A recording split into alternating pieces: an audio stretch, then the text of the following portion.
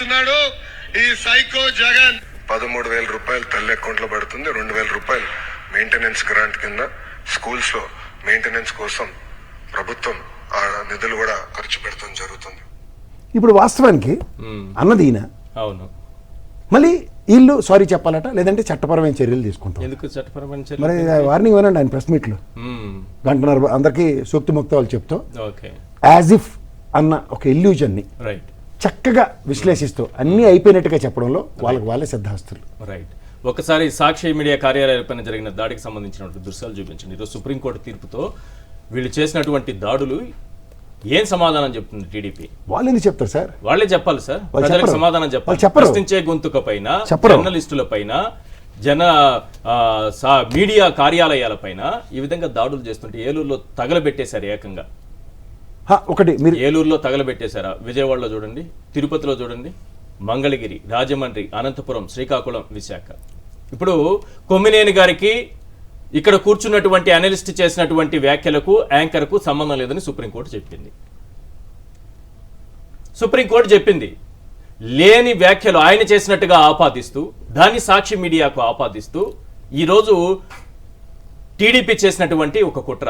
TDP కార్యాలయం నుంచి వెలువడినటువంటి ఆదేశాల మేరకు అమరావతి మహిళలు అని చెప్పుకునేటటువంటి వాళ్ళ ముసుగులో టీడీపీ కార్యకర్తలు చేసినటువంటి దాడి ఇది.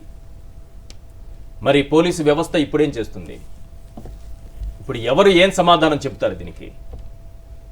అక్షరం పైన, కలం పైన జులుం ప్రదర్శిస్తూ, ప్రశ్నించే గొంతుకలను నొక్కేస్తూ ఒక కుట్రపూరితంగా చేశారు. ఈరోజు సుప్రీంకోర్టు ఇచ్చినటువంటి తీర్పుతో ఏం సమాధానం చెప్తారు? ఎస్, ఒకసారి బాలాగారు ప్లీజ్ చెప్పండి.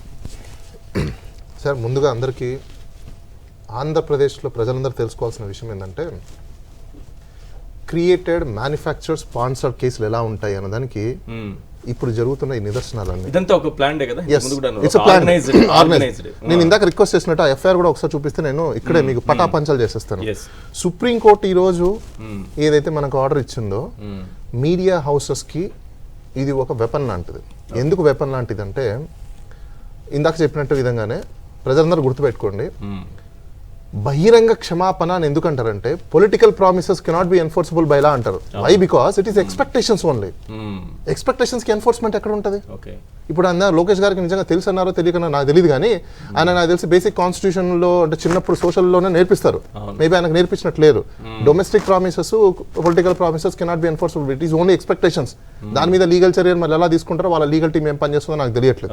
ఒకటి నాకు తెలిసి వాళ్ళ లీగల్ టీం ఇంకోలా పనిచేస్తుంటది. ఎలా అంటే, క్రిమినల్ కేసెస్ కూడా 2 కోట్ల రూపాయలు పే చేస్తున్నారు వాళ్ళు, ఏది బెయిల్ రిఫ్యూజ్ చేయడానికి.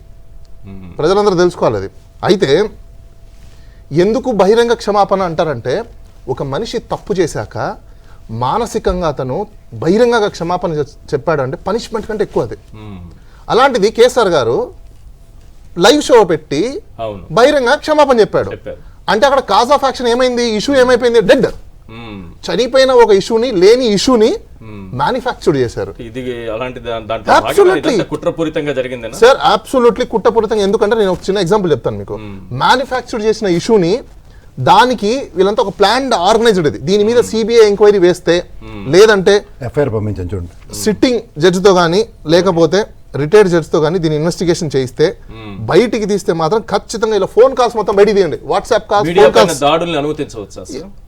పోలీసులు ఏం చేస్తున్నారు? సార్, నేను ఏమంటాను, ఇప్పుడు సపోజ్ అక్కడ తెనాలిలో మాత్రం తీసుకొచ్చి వీధుల్లో కొట్టేంత వాళ్ళకి వ్యక్తిగతమైన ఇదిగోండి, ఒక ఎఫ్ఐఆర్ నెంబర్ నేను చదువుతాను. గుంటూరు తుళ్ళూరులో 2025 108/2025 ఒక ఎఫ్ఐఆర్ చేశారు.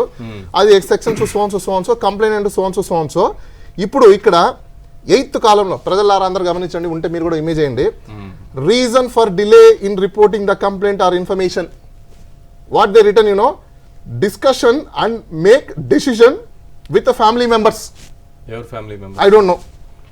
ఇప్పుడు నా మనోభావాలు తింటే నాకు బాధ కలిగించింది అని చెప్పేసి నేను పోయి కంప్లైంట్ పెడతా. I'm not a kid, or I'm not a minor, right? మనోభావం దెబ్బతిన తర్వాత ఇంకా మైనర్ ఏముంది అక్కడ కదా? పోయి నేనేం చేస్తాను, బేసికల్ గా పోయి కంప్లైంట్ పెడతాను. That is called victimise. నేను విక్టిమ్. ఇట్లా నేను పెద్దలతో ఇంకొకరితో చర్చించుకుంటే దాని అర్థం ఏంటి? It is manufactured. Manufactured crime ఎలా అయితే నాకు అర్థం కాల. కాన్స్పిరసీ ఇది. It's biggest conspiracy. ఇంకా చాలా ఎఫ్ఐఆర్లలో కూడా ఉన్నాయి, మీరు అందరూ అవి తీసుకొని చూడండి. This is purely state sponsored manufactured cases ఇవన్నీ.